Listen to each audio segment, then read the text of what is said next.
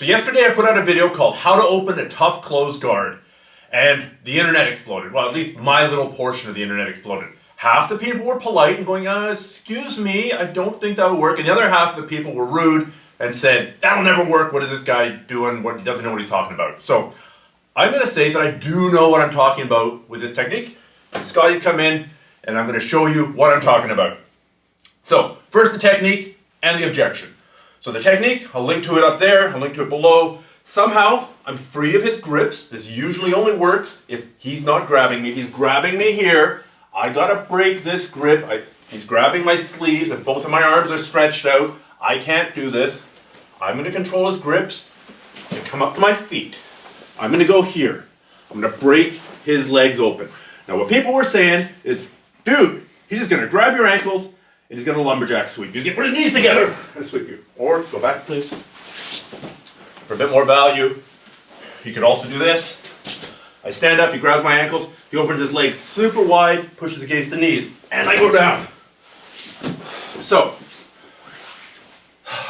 why does this grip break, or why does this guard break work? First, I'm going to do the appeal to authority. Number one, Marcelo Garcia uses it. How many time world champion? How many time Abu Dhabi champion? If he uses it, we should take it seriously.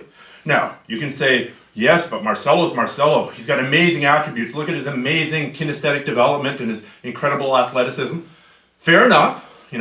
I don't have Eddie Bravo's flexibility. So saying that, I should do the same things that Eddie Bravo does is not a sensible proposition. But I also use this guard pass, and I guarantee you, I do not have Marcelo's athleticism. Now you can say, well, hang on, you're big, you're 6'1", 6'2", 210 pounds, you're big, you've got big heavy legs, maybe that's why you can use it. Okay, Emily Kwok, who I did the first Bigger Stronger opponent project with, she uses it. So she's not big and giant like me, she's pretty athletic, but she doesn't have the same gifts as Marcelo. So you've got 3 different black belts telling you that this is a technique you should take seriously. So at least take it seriously, at least try to use it in your game. Now let's look at some of the specific details of what I'm doing to shut down the lumberjack sweep that Scotty just did on me. So, close guard, and you're going to give me the stand up. If I stand here, bent over like this, if he grabs my ankles, go ahead, open your guard please, there's a ton of room here for him to be able to push me away. Go ahead. So, I don't stay bent over. If I stay bent over, go ahead, then I need my lapel grips. This is a classic counter to the lumberjack, grabbing the lapels and pulling as he's pushing. If I don't have a grip, there are a couple things going on. Close your guard, please. There we go. We're here. Number one, I'm going in here, and as he goes for the ankles, go ahead, I'm lifting the leg. So by lifting the leg, I'm destroying his leverage. Go ahead and lumberjack sweep me. I'm grabbing the knee. I'm picking up the ankle. He doesn't have the leverage to do the lumberjack sweep. Either the variations we did. Number two, I'm shoving my hips forward. This isn't the world's most powerful counter, but if I'm like this, it's easy to sweep me back. If I'm here, shoving my hips forward, he doesn't have nearly as much power. And number three, if he is sweeping me, as I showed yesterday, I can kick my leg out through this spot, even in mid-sweep. Go ahead, sweep me. There. Now that takes some timing. We'll do it one more time from here. As he sweeps me back, I kick my leg forward and circle it out. Marcelo can even do it against an underhook. That's really tough. That's something that I've got about a 50% success rate. But grabbing the ankles, that's pretty high. That's saved me so many times, it's not even funny. Thanks so much, Scotty. Finally, no technique works 100% of the time. If there was some magic technique, some magic closed guard break that always worked and never got you into trouble, then every single person in the whole entire world would use that technique. Every technique has counters.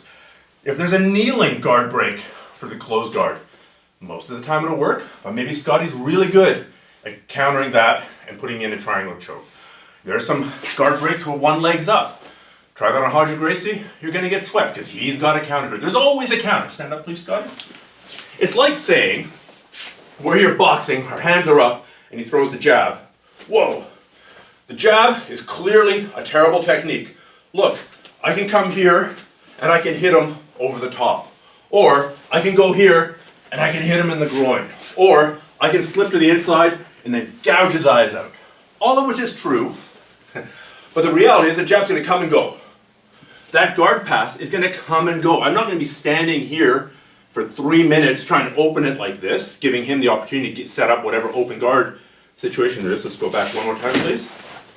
It's going to look something like this. There. That's a temporary transitional thing. It's like the jab. Goes out, it comes back. I'm not going to be standing there for 5 minutes with both hands, not holding on to anything, allowing him to set up some crazy open guard. So, I hope that clarifies it for the people who are polite and ask questions. To the people who are impolite and told me it didn't work, well, maybe you should continue training a little bit longer and taking a look at some of the people who are actually using this before you go past judgment on techniques that you see on the internet. And of course, now that's way too snarky. That's pretty snarky. That's pretty snarky. All right. Yeah. Let's cut it here and let's go train.